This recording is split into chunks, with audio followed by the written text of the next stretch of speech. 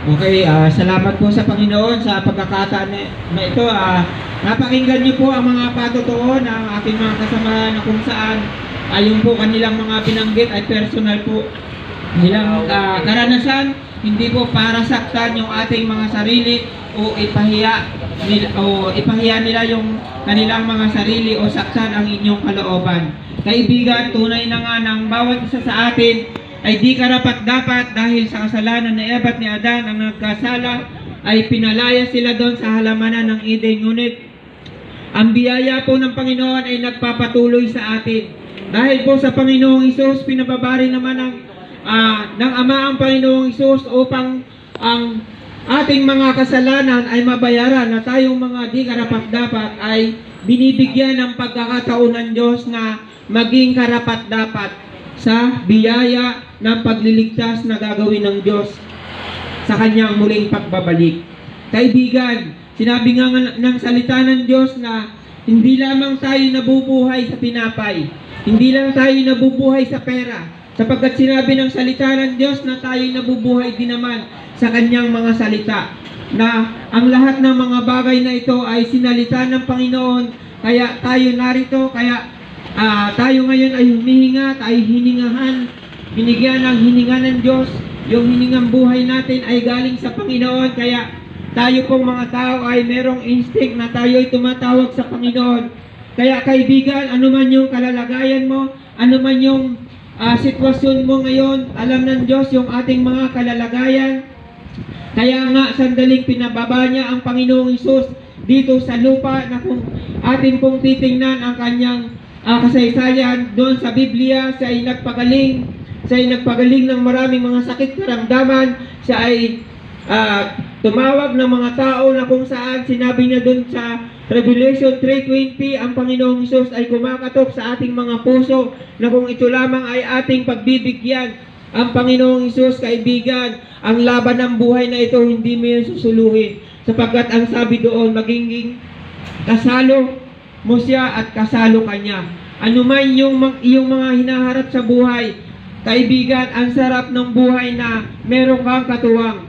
Kung meron kang katuwang yung kabiyak mo sa buhay, okay yan. Pero mas maganda na idagdag mo sa inyong buhay, isama mo ang Panginoon, sapagkat siya ay nakahandang laging tayo tulungan.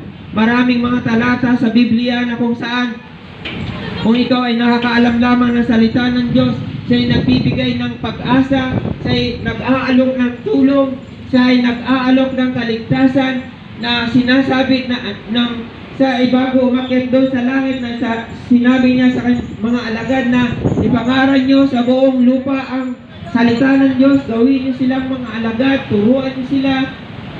Kaya kaibigan, nandyan napakaraming salita ng Diyos na siya ay nag-aalok ng tulong. Kaibigan, ano ay iyong karanasan? Ano ay yung iyong hinahanap?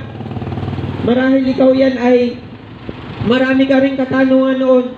Katanungan sa buhay mo, katulad ko noon. Ako'y maraming katanungan sa buhay ko. Dumating doon sa point na ninais ko na ako'y kunin na ng Panginoon dahil ayaw ko na sa mundo na to. Dumating doon sa point na ganun yung aking buhay, 3 araw, 3 gabi. Hindi ako kumakain, nandun lang ako, sabi ko, kunin mo na ako, Panginoon.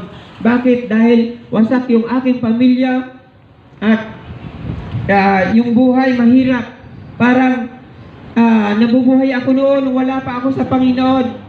Sa tindi ng hirap, yung maghahanap buhay ka, bago ka makapaghanap buhay, mangungutang ka. Siyempre, para mag-survive ka doon.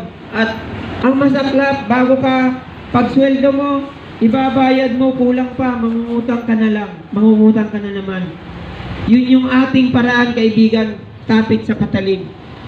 Gagawin nating lahat para sa ating pamilya.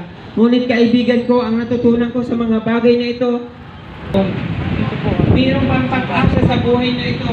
Yung inaakala mo na wala pang pag-asa, nariyan lang ang Diyos. Ang Diyos ay hindi nawawala. Minsan tayo yung nawawala o kulang.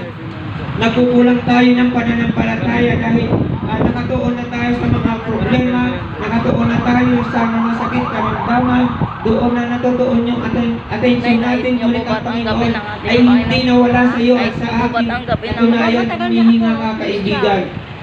Dahil kung wala ang Diyos sa Saan po buhay kayo mo, nag-ano po? Kung hindi ang Panginoon. hindi na magpapatuloy yung iyong buhay, yung ating buhay. Hindi Nandyan na po lagi ang Panginoon. Kaya kaibigan, ang Panginoon, nang bumaba ang Panginoong Isus dito sa lupa, siya ay nagbayad ng ating mga kasalanan sapagkat tayong lahat ay magsusulit sa harapan ng Diyos. Kaya kaibigan, kung ano man yung iyong agam-agam na maaaring nangangamba ka saan patungo iyong kaluluwa, 82 years mayroong dalawang bagay lang Kasing na pupuntahan ito kung hindi tayo mapunta sa langit. Alam mo na yung kabila kung saan. Ngunit kung ano nga yung agam-agam ang sabi ng salita ng Diyos, kung tayo sasampalataya lamang sa salita ng Diyos, makikinig at pagsisisihan natin yung ating mga kasalanan, linisin tayo sa ating mga kalikuan. At sinabi pa, kaibigan, ano yung gagawin mo? Ito ang sabi ng salita ng Diyos. Nailingkod na po Acts tayo sa 16:31, manampalataya ka. Ikaw at ang ikaw at ang iyong sambahayan ay maliligtas, ang sabi ng salita ng Diyos. Kaya kaibigan, ngayon ikaw yan, meron kang agam-agam sa iyong buhay, saan patungo ang dead-end ng iyong buhay. Sapagkat hindi mo, sa ayaw natin sa gusto, may dead-end yung ating buhay. May dead-end, kaibigan, yung biyaya ng Diyos. Ang katunayan yan, meron tayong kamatayan, yung pagpanaw ng ating kaluluwa, ng ating katawan. Ngunit kaibigan, hindi pa yan dyan nagtatapos. Doon pa lang magsisimula yung destiny mo kung ikaw ay nakabalik sa kaharian ng Diyos o mapunta ka doon sa walang hanggang kaparusahan. Kaya kaibigan, ano man yung iyong pag-aalinlangan, ito yung pagkakataon. Sabi ko nga kanina, patuloy tayong hinahanap ng Panginoon dahil mahal tayo ng Panginoon. Ayaw niya tayo na mapapahamak sa anumang oras na siya ay humatol sa sanlibutan na ito sapagkat hahatulan niya lahat ng mga suwail, kaibigan. Ang Diyos ay humahatol sapagkat yan ay ginawa na niya noon sa panahon ng baha. Alam natin yung mga kasaysayan yan sapagkat yan ay nasa mga ginawang mga palabas sa mga sine, sa mga palabas yung Passion of the Christ. Nandiyan niya yung pagpapaulan niya ng apoy sa mga suwail. Kaibigan, pag dumating sa point na mahuli yung mga sandali sa ating buhay, gayon tayo nakapakinig ng salita ng Diyos. Nay, maglingkod po tayo hanggang tayo na Magsusulit buhay. tayo sa Panginoon. Ano yung Sana po makita ko nais pa mo? po kayo dito po pagbalik po namin. Sa mga oras na ito na maging kalalagayan mo sa Panginoon. Kaibigan, kung nais mo maging kalmado ka, bayaba ang iyong buhay, nais kitang ipanalangin sa mga oras na ito. Ito ay panalangin ng pagsisisi at pagtanggap ng simula na mangaral ang Panginoong Hesus. Ang sabi niya ay pagsisihan niyo, talikdan ang inyong mga kasalanan sapagkat malapit na maghari ang Panginoon. Sapagkat pag naghari ang Panginoon, kaibigan, walang papasok sa kanyang kaharian na di karapat-dapat. Walang papasok na marumi. Kailangan tayo maging malinis.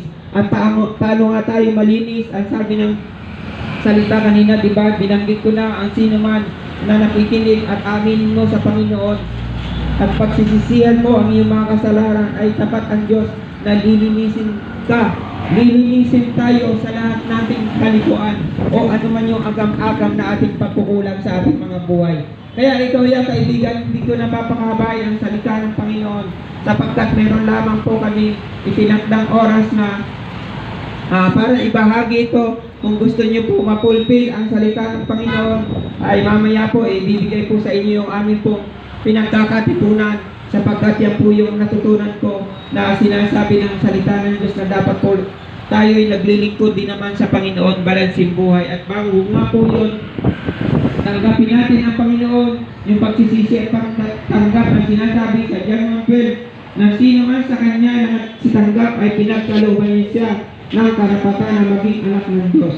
So kung binigyan ka ng Diyos ng karapatan na maging anak, doon lang tayo magmamana ng kaharian ng langit. Sapagkat ang anak po ng Diyos ay si Jesus lang.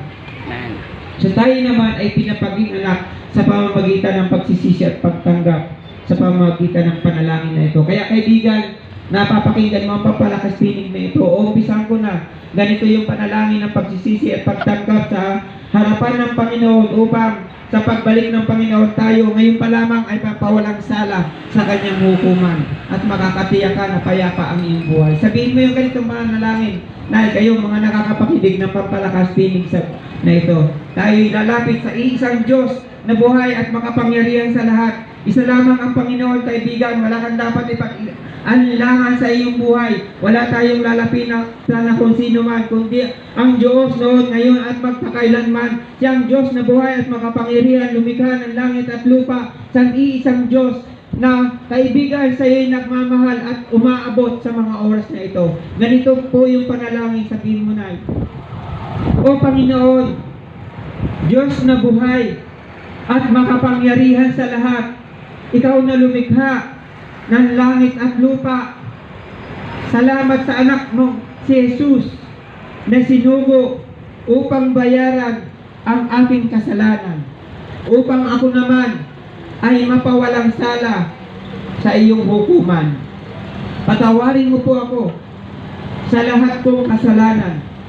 Tinatanggap ko po ang Panginoong Hesus sa aking buhay bilang Panginoon, manunubos, tagapagligtas ng aking kaluluwa.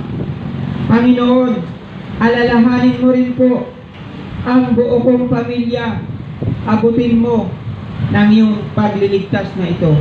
Ito po yung aking panalangin, Ama, sa pangalan ng Panginoong Hesus. Amen. Amen. Congratulations, kaibigan. Yan na nga po yung simula. Mararanasan mo ang himala, kagalingan, pagbabago ng buhay, kaibigan. Magpatuloy ka sa gawain ng Diyos na mamaya ay sasabihin ng aking kasama yung aming pinagtitipunan. At bago po yun, nais ko po kayong ipanalangin sa Diyos. Ako na lang po yung mananalangin. O Diyos na buhay at makapangyarihan sa lahat, pinagtatagubilin ko sa iyong makapangyarihang kamay dyan sa langit, Panginoon. Ang ngayon nakapakinig na yung mga salita, especially yung mga tumanggap sa iyo, dakilang Diyos, pinagtatagubilin ko ang kanilang kaligtasan, Panginoon, ang kanilang kagalingan, ang kanilang kaagam-agam sa kanilang buhay, Panginoon. Nabigyan mo sila ng kapayapaan, pagpapala, Panginoon, sa kanilang buhay na ilagay mo din naman sa kanilang mga puso. Dakilang Diyos, ang liwanag ng salita ng iyong pagliligtas at sila idakon mo sa iyong mga gawain kung saan sila naroon na malapit, Panginoon, O God. Salamat minsan pa, O God, pinagtatagubilin ko sila sa iyo at ang aming pang mga gagawin. Ama, ito yung aking panalangin sa pangalan ng Panginoong Hesus. Amen. Yun lamang po, salamat po. God bless po. Pagpalain po kayo ng Panginoon at dito na po yung aming pong pinagtitipunan kung ikaw po interesado.